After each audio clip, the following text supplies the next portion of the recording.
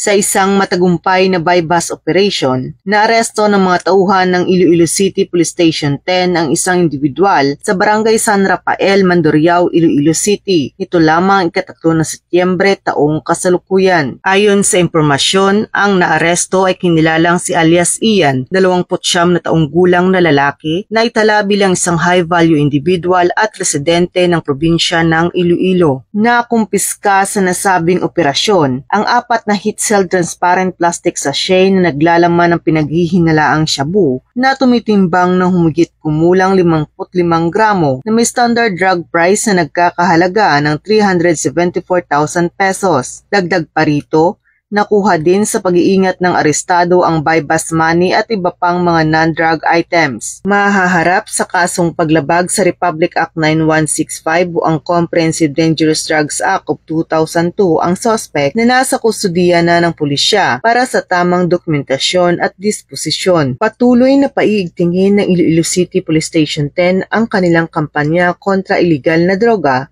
upang masiguro ang seguridad at kaligtasan ng bawat mamamayan tungo sa isang maunlad at mapayapang bagong Pilipinas. Mula dito sa Western Visayas, ako ang inyong Police News Network Correspondent, Patrolwoman Charmaine Balunsat, alagad ng batas, tagataguyod ng Balitang Pulis.